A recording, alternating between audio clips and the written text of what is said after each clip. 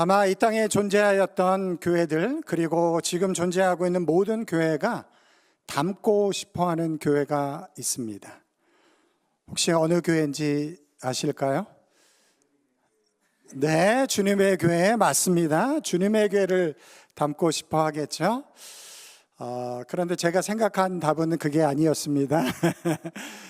너무 좋은 답을 해주셨어요. 주님의 교회, 닮고 싶은 교회. 맞죠? 주님의 교회니까. 바로 초대교회인 예루살렘 교회입니다. 그래서 많은 교회들이 초대교회로 돌아가자 이런 슬로건을 내세우고 초대교회를 닮아가려고 생각하고 있습니다. 그렇다고 한다면 초대교회의 어떤 모습을 우리는 닮고 싶어 하는가? 제가 오늘 말씀을 통해서 세 가지로 한번 정리를 해보았는데, 첫 번째는 초대교회에 나타난 부흥을 우리는 닮고 싶어 합니다. 예수님의 제자들에게 성령이 임하고 제자들이 권능을 받아서 복음을 전하기 시작을 했습니다. 그때 놀라운 일들이 벌어졌죠.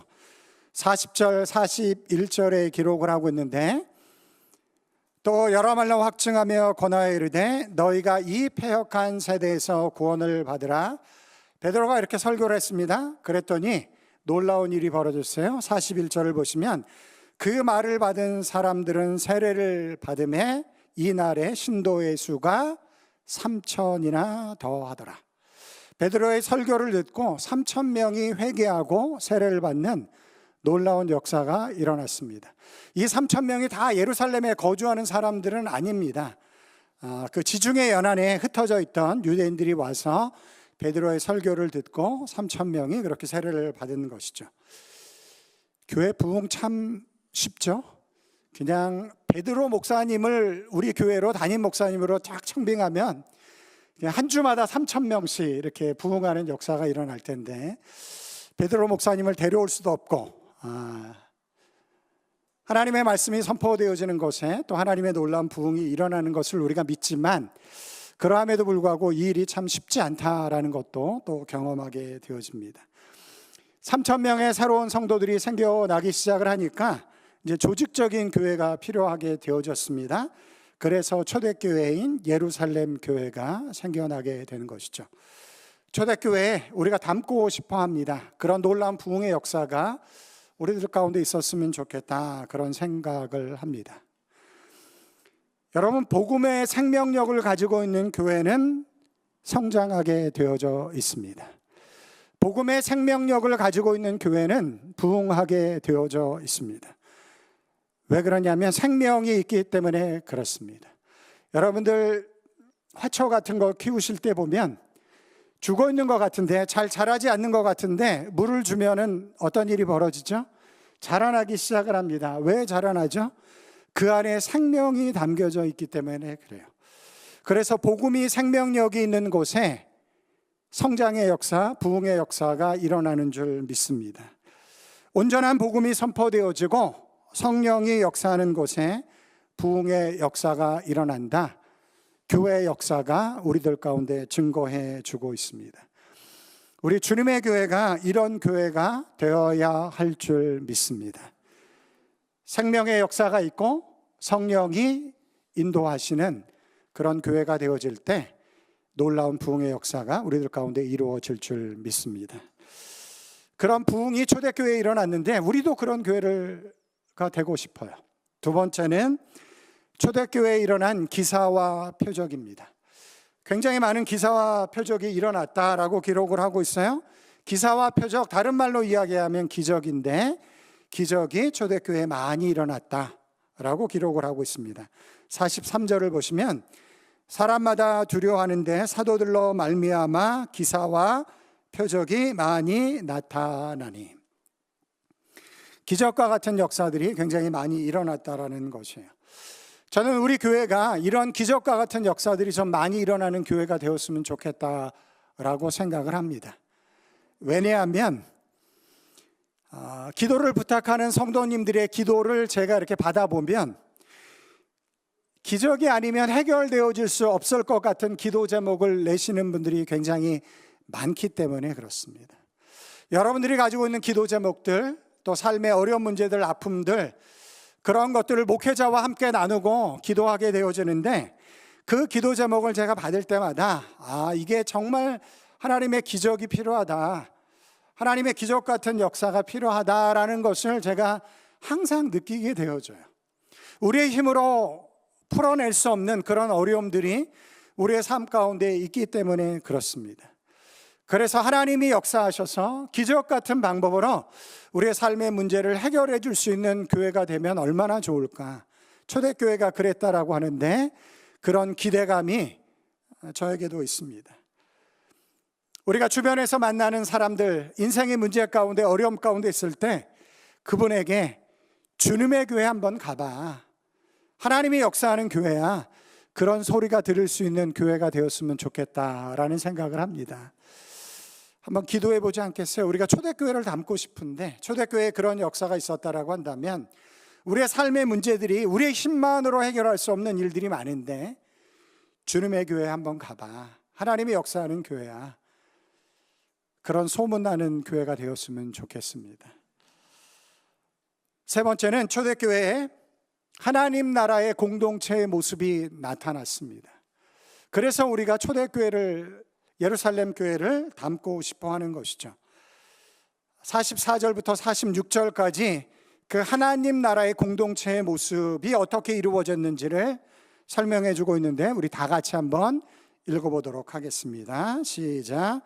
믿는 사람이 다 함께해서 모든 물건을 서로 통용하고 또 재산과 소유를 팔아 각 사람의 필요를 따라 나눠주며 날마다 마음을 같이하여 성전에 모이기를 힘쓰고 집에서 떡을 떼며 기쁨과 순전한 마음으로 음식을 먹고, 서로의 필요를 채워주고 같은 마음으로 하나님의 은혜를 나누고 음식을 나누며 함께 기뻐하는 믿음의 공동체, 사랑의 공동체, 이것이 바로 이 땅에 세워져야 될 하나님의 나라의 모습이다 라는 것을 예루살렘 교회가, 초대교회가 우리들 가운데 보여주었습니다.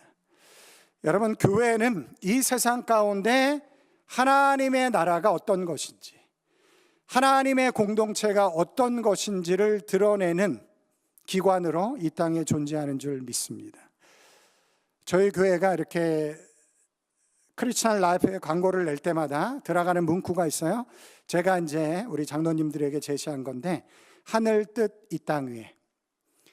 저의 삶의 가장 중요한 표어입니다. 하늘 뜻 이 땅 위에.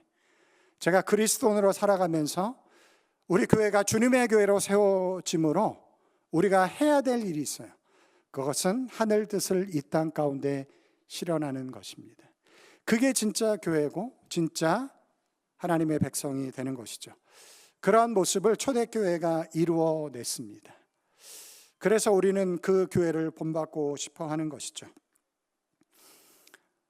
제가 질문을 해볼게요. 여러분, 우리 주님의 교회가 초대교회를 본받고 싶으신가요? 네. 조금 더 컸으면 더 좋지 않을까? 우리 주님의 교회가 초대교회를 본받고 싶으신가요? 저는 개인적으로 이런 열망은 있어요. 이왕에 예수님 믿는 거, 저는 이왕에 뭔가 한 가지 하든지 간에 이왕에 하는 거, 어차피 시간은 가고 에너지는 드는데 이왕에 하는 거 한번 제대로 해보자. 그게 삶의 어떻게 보면 좋은 목표 중에 하나입니다.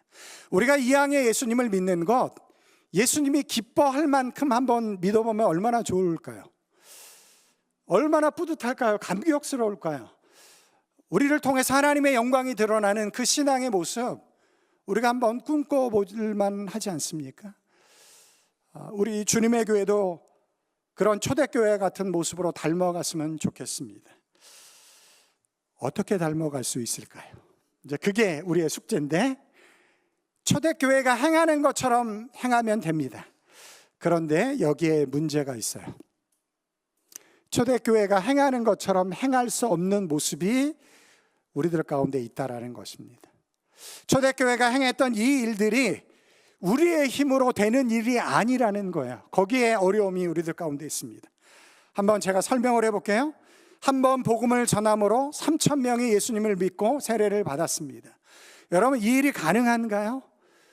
물론 하나님이 역사하시면 가능합니다. 그러나 우리의 힘으로 되는 게 아니죠. 제가 한번 설교를 했다고 해서 3,000명이 돌아오는 역사가 일어났으면 얼마나 좋겠습니까? 그런데 제 힘으로 안 돼요. 이건 하나님이 하셔야 될 일입니다. 더 나아가서 우리가 기적과 표적을 만들어낼 수 있는 능력이 있는가? 우리에게는 그런 능력이 없어요. 하나님이 하셔야 됩니다. 기적과 같은 일은 하나님이 만드시는 거예요. 그 중에서 가장 가능성이 있다라고 여겨지는 것이 뭐냐면 자기의 모든 소유를 팔아서 함께 나누는 것인데, 그것이 가능할까요? 쉽지 않습니다. 쉽지 않은 일이에요. 만약에 제가 우리 교회도 초대교회를 닮아가자, 가장 가능한 것부터 한번 시행해보자, 그렇게 이야기를 하고 여러분들 집에 가셔서 일주일 동안 여러분들의 살아가는데 가장 기본적인 것만 남겨두시고 다 정리하셔서 다음 주에 주님의 교회 다 바치십시오 라고 제가 권면한다고 한다면 몇 분 정도가 나와서 예배를 드릴 수 있을까요? 굉장히 어려운 일입니다. 굉장히 어려운 일이에요. 담고 싶지만 담기 어려운, 그게 이제 우리의 한계이고 어려움들인데, 그런데 우리가 복음 안에서 발견할 수 있는 건 뭐냐면, 우리가 하고 싶은데 할 수 없는 것을 행하는 것이 복음이다라는 거예요. 우리가 하고 싶은데 할 수 없는 것을 하는 것이 하나님의 능력이라는 거예요. 그것이 성경에 기록되어져 있고 그것이 마치 복음의 역설처럼 우리들 가운데 증거되어지고 있다는 것입니다. 여러분, 내가 나를 구원하고 싶지만 우리의 힘으로 절대로 나를 구원할 수가 없습니다. 그래서 내가 나를 구원할 수 없기 때문에 이제는 나를 의지하는 것이 아니고 누구를 의지하게 되어져요? 주님을 바라보게 되어집니다. 하나님을 보게 되어져요. 우리가 뭘 하는 게 아니고 그냥 주님께서 행하신 그 일들을 믿음으로 붙잡고 나아갈 때 하나님께서 우리 안에 역사하셔서 우리가 할 수 없는 일들을 이루어 가시는 하나님의 역사를 우리들 가운데 나타내십니다. 그것이 복음이잖아요. 그것이 하나님의 구원의 능력입니다. 여러분들이 잘해서 지금 구원받아서 이 자리에 나와 계신가요? 여러분, 우리는 우리 스스로를 구원할 수가 없습니다. 우리가 초대교회를 닮아가자라고 하지만 초대교회를 닮아갈 능력이 우리에게 없어요. 그래서 우리가 절망하는가? 절망하셔야 됩니다. 근데 그 절망으로만 끝나는 게 아니고 그 절망 속에서 누구를 바라보는가? 그것이 우리에게 새로운 역사를 만들어내는 거예요. 그때 우리가 할 수 없는 일들을 이루어내신 예수 그리스도, 하나님을 붙잡게 되는 것입니다. 그때 하나님이 일하시는 거죠. 예수님께서 마태복음 19장 26절에 이렇게 말씀하셨어요. 다 같이 한번 읽어보겠습니다. 시작. 예수께서 그들을 보시며 이르시되 사람으로 할 수 없으나 하나님으로서는 다 하실 수 있느니라. 사람은 할 수 없지만 하나님은 다 하실 수 있다. 그런 믿음이 있으시죠? 그래서 우리가 지금 이 자리에 나와 있는 거예요. 이 자리에 하나님은 다 하실 수 있기 때문에, 내가 할 수 없는 것들을 하나님이 하실 수 있다는 믿음 때문에 이 자리에 나와 있는 것이죠. 릭 워렌이라는 굉장히 유명한 목사님이 계세요. 목적이 이끄는 삶이라는 책으로 굉장히 유명하셨던 분인데, 교회를 위해서 목적이 이끄는 교회라는 책을 쓰셨어요. 그런데 그 책에 목사님이 이런 이야기를 하셨습니다. 하나님은 어느 시대나 부흥의 파도를 일으키신다. 하나님은 어느 시대나 부흥의 파도를 일으키신다. 우리는 그 파도를 타는 법을 배워야 한다. 우리가 파도를 일으키는 게 아니고, 우리는 파도를 일으킬 능력이 없어요. 부흥의 파도를 일으킬 능력이 우리에게 없습니다. 그러나 하나님이 부흥의 파도를 일으키십니다. 그런데 중요한 것은 그것이 우리에게 주어지는 부흥의 파도가 되기 위해서 우리가 그 파도를 타는 법을 배워야 하는 것이죠. 여러분들이 해변가에 가서 파도가 일 때 우리는 파도 때문에 물을 먹지만 어떤 사람은 파도 때문에 서핑을 하면서 즐기는 사람들이 있습니다. 준비가 되어졌기 때문에 그래요. 파도를 그들이 일으킬 수는 없지만 이미 그 파도를 탈 준비가 되어졌기 때문에 그 파도를 타는 것이죠. 그런데 우리가 초대교회를 닮아갈 수는 없지만 닮아갈 것을 준비할 수 있는, 어떻게 준비하면 하나님께서 일으키시는 그 부흥의 파도를 우리가 탈 수 있는가, 그것을 오늘 본문이 우리들 가운데 말씀해 주는 구절이 있다는 것입니다. 42절인데 우리 42절 말씀을 다 같이 한번 읽어보도록 하겠습니다. 시작. 그들이 사도의 가르침을 받아 서로 교제하고 떡을 떼며 오로지 기도하기를 힘쓰니라. 이 말씀에 세 가지가 담겨져 있어요. 교회의 부흥은 성경 가르침에 뿌리를 두어야만 합니다. 교회의 부흥은 성경 가르침에 뿌리를 두어야만 해요. 그리고 교회의 부흥은 기도로 시작됩니다. 그리고 교회의 부흥은 관심과 사랑으로 이루어집니다. 사도행전이 우리에게 알려주는 교회의 부흥의 파도를 탈 수 있는 비결이에요. 다시 한번 보여주실래요? 너무너무 중요한 것인데 우리 세 가지를 다 같이 읽어볼게요. 시작. 내 가르침에 뿌리를 두어야 합니다. 기도로 시작합니다. 관심과 사랑으로 이루어집니다. 목사님은 우리 그거 다 알고 있는데 왜 우리가 다 알고 있을까요? 그게 진리이기 때문에 그래요. 여러분, 진리는 숨겨져 있지 않습니다. 진리는 대단히 보편적이에요. 우리가 다 알고 있는 이 진리를 우리가 실천하고 행하느냐 마느냐에 따라서 우리가 그 부흥의 파도를 탈 수 있느냐 없느냐가 결정이 될 수 있다는 것입니다. 첫째로, 교회에서는 성경 가르침에 뿌리 내리는 하나님의 말씀이 선포되어져야만 합니다. 그것은 누구에게 주어진 책임일까요? 이제 교육자들에게 주어진 책임일 것 같아요. 그래서 여러분들이 기도해 주셔야 돼요. 성경 가르침에 뿌리를 낸 하나님의 말씀을 선포하는 우리 목사님과 교육자들이 되게 해달라고 여러분들이 기도하셔야 됩니다. 여러분, 교회에 와서 그냥 웃기고 재밌는 이야기만 듣고 가면 아무런 의미가 없는 거예요. 교회에서는 성경의 가르침을 따르는 하나님의 말씀을 들을 때 우리의 영혼 가운데 새로운 생명력의 역사가 나타나는 줄 믿습니다. 하나님의 말씀이 살아있기 때문에 그래요. 저도 최선을 다해서 성경에 근거한 하나님의 말씀을 전하도록 준비하겠습니다. 우리 교육자들을 위해서 여러분들이 기도해 주시기 바랍니다. 두 번째는 부흥을 위해서 기도해야만 합니다. 주님의 교회에 부흥을 허락해 주시옵소서. 여러분들이 기도하셔야 돼요. 여러분, 기도가 없는 부흥은 기독교 역사상 한 번도 존재하지 않았습니다. 부흥은 반드시 기도를 전제로 부흥의 역사가 일어났어요. 그래서 우리 주님의 교회가 7월달 첫째 주인데 이번 주부터 우리 부흥을 위해서 좀 기도했으면 좋겠다, 그런 마음의 도전이 있어요. 사도행전 말씀을 살펴보면서. 그래서 여러분들이 기도하실 때마다 주님, 우리 교회 가운데 하나님의 부흥을 허락해 주시옵소서. 기도하실 때 특별히 우리 다음 세대의 자녀들에게 하나님의 부흥을 허락해 주시옵소서. 우리 교회가 부흥되어져야만 합니다. 그러나 그것과 더불어서 특별히 우리 다음 세대가 하나님의 말씀과 은혜 안에서 부흥되어질 때 이 교회가 하나님 앞에 귀하게 아름답게 쓰임받는 줄 믿습니다. 우리 위기의 시대를 살고 있어요. 저는 자녀들을 가진 부모님들에게 항상 이런 이야기를 했어요. 어떻게 자녀를 위해서 기도하지 않고 자녀를 양육할 수 있는가? 어떻게 그렇게 담대하시나요? 여러분, 지금 우리는 그런 시대를 살아가고 있어요. 자녀를 위해서 기도하지 않고 자녀를 키울 수 없는 그런 시대를 살아가고 있습니다. 교회도 마찬가지죠. 우리에게 맡겨진 자녀들이 있습니다. 그들을 위해서 기도해야만 해요.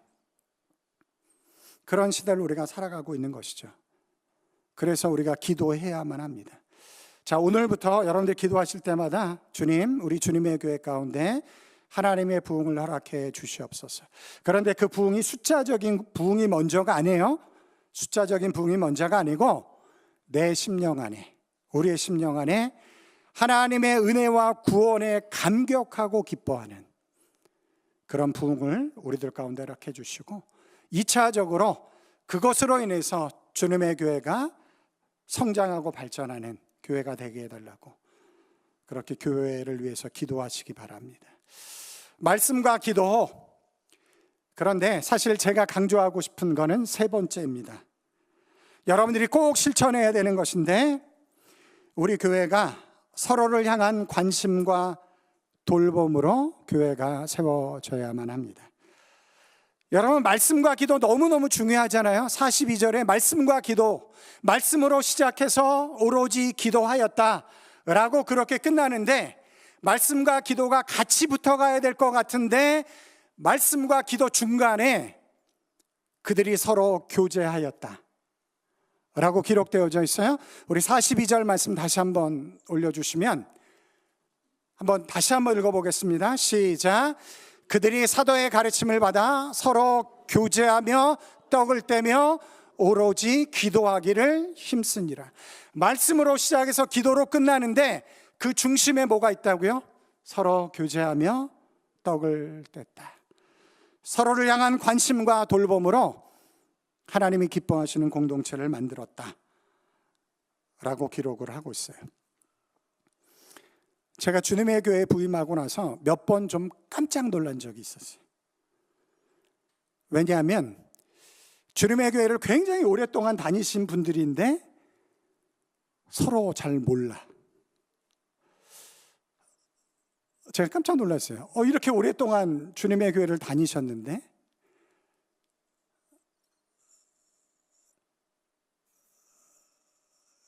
제가 그냥 예로 드는 거예요. 너무 그분들 부담스러워하지 마시고.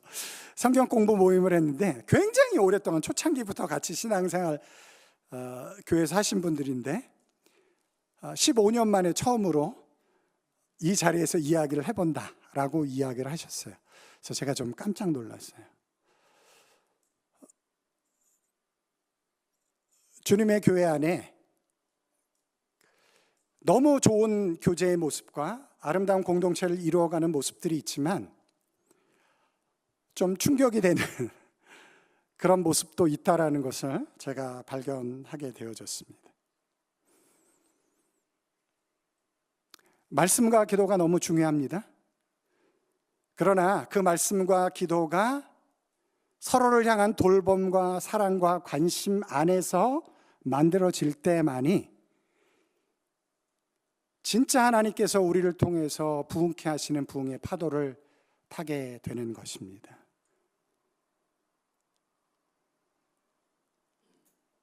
제가 교회 부임하고 나서 교회 앞자리로 와서 앉아주십시오. 너무 이렇게 잘하셔서 제가 너무 감사드려요.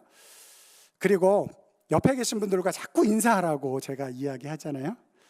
제가 하라고 하는 이유가 있습니다. 뭐냐면 여러분들은 이 교회를 10년, 20년, 30년을 다니셨습니다. 그래서 여러분들이 지금 예배드리는 이 형식이나 패턴이 여러분들에게는 완벽하게 다 맞습니다. 그렇게 아마 신앙생활 이 모습들을 만들어 오셨을 거예요. 그런데 우리 교회 처음 온 사람에게 그 모든 것이 다 맞는가? 사실 그렇지 않을 수도 있다라는 거예요. 처음 온 사람이 앞자리 와서 앉기 굉장히 어렵거든요. 처음에는 교회 전체를 좀 보기 위해서 뒷자리에 앉는 경우들이 많습니다. 그래서 이제 제가 앞자리로 좀 와주시면 좋겠다. 단지 그냥 자리만 이동하자라는 것이 아니고 그런 실천이 우리들 가운데 이루어져야만 합니다. 이미 잘하고 있지만 조금 더 훈련이 필요한 부분들이 있기 때문에 서로 관심과 돌봄과 사랑이 하나님 나라의 공동체의 모습이 우리 안에서 발견되어져야지만이 야, 이곳에 하나님이 계시구나 라는 것을 확인함으로 새로운 사람들이 올 수 있게 되는 것이죠. 말씀과 기도가 중요하지만 그 말씀과 기도와 더불어서 우리 공동체가 하나님의 나라의 공동체를 이루어갈 때 그때 하나님께서 우리 안에 역사하실 것을 저는 믿습니다. 그래서 제가 여러분들에게 부탁드릴 게 있어요. 저는 말씀을 듣고 나서 가능하면 실천할 수 있는 것들을 드리려고 하는데, 왜 그러냐면 지혜로운 사람을 말씀을 듣고 실천하는 사람, 그 사람이 반석에 집을 짓는 사람이기 때문에 그렇습니다. 그래서 제가 이번 달 안에, 7월 달 안에 여러분들이 한 번도 말해보지 않은 세 사람, 교회를 같이 다니고 얼굴도 다 알아요. 그런데 한 번도 말해보지 않은 세 사람, 그 세 사람에게 말을 걸어보시는 한 달이 되시길 바랍니다. 여기만 아멘 하시네. 그래야지 하나님의 공동체를 이루는 거예요. 우리가 편한 곳으로만 머물러 있으면 우리는 새로운 사람을 받을 수가 없습니다. 열려있는 공동체가 되고 변화되어지는 공동체가 될 때, 물론 그것은 힘들고 어렵습니다. 불편합니다. 그러함에도 불구하고 그렇게 열려질 때 우리 안에 새로운 분들이 올 수 있는 것이죠. 뿐만 아니라 이제 세 분과 한번 이야기를 해보십시오. 그리고 우리 주님의 교회 한 번도 보지 못한 분이 딱 나타났다. 그러면 인사를 하십시오. 찾아가서 인사를 하세요. 그분이 나한테 올 때까지 기다리지 마시고 내가 가셔서 잘 오셨습니다, 환영합니다, 축복합니다. 어렵지 않죠? 한 분만 안 어려우시네. 어려울 수 있어요. 어려울 수 있습니다. 여러분, 목회자들은 얼마나 어려운지 아세요? 처음 만난 사람 집에 가서 예배를 인도하고 식사를 하고 그분의 인생의 가장 깊은 비밀을 처음 만난 사람에게 듣고 와요. 그 자리가 얼마나 긴장되고 조심스러운 자리인지 아십니까? 저도 어렵고 힘든 자리예요. 그러나 그렇게 해서 사람을 얻는 거예요. 그래서 그 일들을 행할 수 있는 우리 주님의 교회가 되었으면 좋겠습니다. 제가 뉴질랜드에 처음 도착해서 테아와무투라는 굉장히 시골 동네에서 5년 동안을 살았습니다. 그곳에서 키위 교회를 5년 동안 다녔는데, 그곳에 4개의 교회가 있었어요. 제가 3개의 교회를 이제 어느 교회를 갈 것인가 이렇게 쭉 다녀봤어요. 그래서 3개의 교회를 다녔는데 교회 규모도 있고 말씀과 프로그램도 나름대로 특징적으로 잘 갖춰져 있더라고요. 그런데 그 3교회를 다녀봤는데 아무도 저희에게 관심을 보면서 말을 걸어오는 사람이 없었어요. 거기가 키위들이 많이 사는 시골 마을이라서 아시안들이 거의 없어요. 그러다 보니까 아시안이 딱 나타났더니 긴장하셨는지 예배 끝나고 나서 저를 살짝 보고 그냥 지나갈 뿐이지 저에게 말을 걸거나 관심을 보이는 분들이 없더라고요. 마지막 4번째 교회를 갔습니다. 조금 다른 교회에 비해서 작은 교회였고 프로그램이나 이런 것이 다른 교회에 비해서 조금 부족한 듯 했지만 예배 끝나자마자 여러분이 오셔서 저에게 관심을 보여주셨어요. 어떻게 왔냐? 어디서 왔냐? 제가 어느 교회를 갔을까요? 제일 마지막 교회를 갔습니다. 말씀도 중요하고 프로그램도 중요합니다. 그러나 교회는 하나님의 공동체로 모이는 것이 교회이기 때문에 그렇습니다. 우리 공동체가 하나님이 함께 하시는 것을 보여주지 못한다라고 한다면 그건 하나님의 교회라고 하기 어렵죠.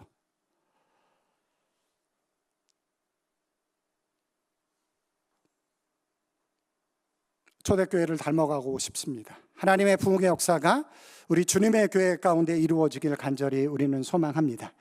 그것을 위해서 3가지가 필요한데 우리 3가지 함께 읽어보고 말씀을 마치도록 할게요. 교회의 부흥은 시작. 성경의 가르침에 뿌리를 두어야 합니다. 교회의 부흥은 기도로 시작됩니다. 교회의 부흥은 관심과 사랑으로 이루어집니다. 혹시 꼭 그 자리에 앉아야 되시는 분들도 있어요.